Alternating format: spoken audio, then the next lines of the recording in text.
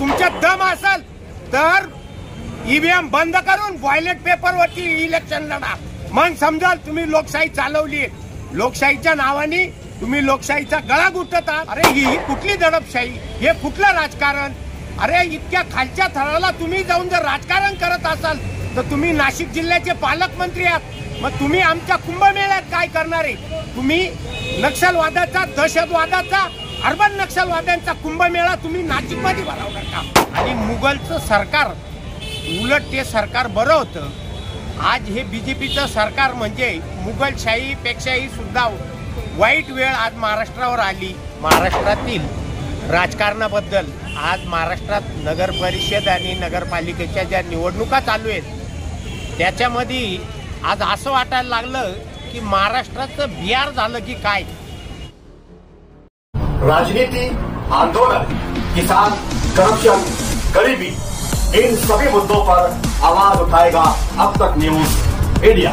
सत्ता के आगे जब भी सवाल कमजोर पड़ने लग जाए तो सवाल उठाने पड़ते हैं. बोल के लफ्ज आजाद है तेरे, बोल के सच जिंदा है अब तक.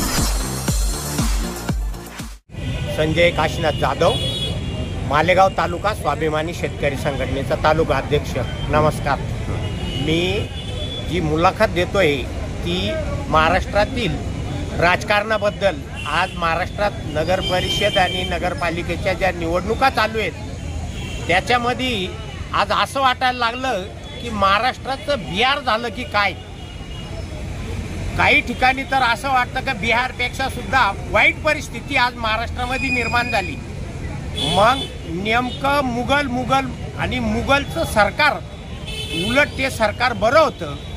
आज हे बीजेपीचं सरकार म्हणजे मुघलशाही पेक्षाही सुद्धा वाईट वेळ आज महाराष्ट्रावर आली. सोलापूरचं अनगर नगर परिषदेमध्ये राजन पाटलांनी डायरेक्ट रोडवरती गाड्या लावून त्या बाई माणसाचा रस्ता अडवला, तिला उमेदवारी अर्ज भरू दिला नाही. आणि दुसऱ्या दिवशी त्यांनी पहाटेच उमेदवारी अर्ज भरण्यासाठी AK-47 सारख्या रायफल घेऊन, सुरक्षा घेऊन त्यांनी फॉर्म भरला. आणि दादागिरीत तो फॉर्म वशिल्याच्या टट्टूंनी प्रशासकीय यंत्रणेवरती दबाव आणून तो फॉर्म चुकीचा ठरवला आणि त्यांची फॉर्म रिजेक्ट करण्यात आला.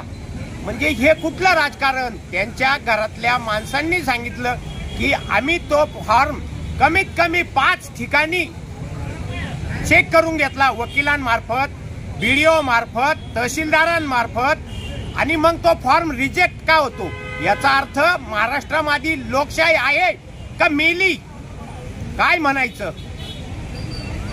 तीच परिस्थिती आज जामनेरमध्ये, जळगाव जिल्ह्यातल्या जामनेरमध्ये गिरीश महाजनांचा मतदारसंघ. अरे ही कुठली दडपशाही, हे कुठलं राजकारण? अरे इतक्या खालच्या थराला तुम्ही जाऊन जर राजकारण करत असाल तर तुम्ही नाशिक जिल्ह्याचे पालकमंत्री आहात. मग तुम्ही आमच्या कुंभमेळ्यात काय करणार आहे? तुम्ही नक्षलवादाचा, दहशतवादाचा, अर्बन नक्षलवाद्यांचा कुंभमेळा तुम्ही नाशिकमध्ये भरवणार का? आज 1700 वृक्ष तुम्ही पंचवटीमध्ये तोडणार आहात. मग तुम्ही कोणाचा गळा घोटणार? निसर्गाचा, निसर्गाबरोबर माणसाचा. मी तुम्ही नाशकात काय करणार आहात? मग अशी लोकशाही, जर तुम्ही लोकशाही करत असाल तर काय उपयोग आहे? मग लोकांनी न्याय कोणाकडे मागायचा आणि हे प्रश्न मांडायचे कोणाकडे? अरे लोकांचे हजारो प्रश्न आहेत आज महाराष्ट्रामध्ये. लोकांना अनुदान नाही, नुकसान भरपाई नाही, पाहिजे तेवढे महापुरांनी शेतींची धूप झाली. लोक आज रस्त्यासाठी वंचित आहेत. रस्त्यांच्या मागण्या कुठल्याही प्रकारच्या प्रशासकीय यंत्रणा पूर्ण करत नाहीत आणि हजारो प्रश्न शेतकऱ्यांची शिल्लक असताना राजकारणाचा इतका मोठा हे. अरे जर तुमच्यात एवढी हिंमत आहे, तुम्हाला लोकशाही जर वाचवायची, तुम्ही लोकशाहीसाठी जर टाळ फोडत असाल, जर तुमच्यात दम असाल तर ईव्हीएम बंद करून बॉयलेट पेपरवरती इलेक्शन लढा. मग समजाल तुम्ही लोकशाही चालवली. लोकशाहीच्या नावाने तुम्ही लोकशाहीचा गळा घुटत आहात. एवढंच बोलून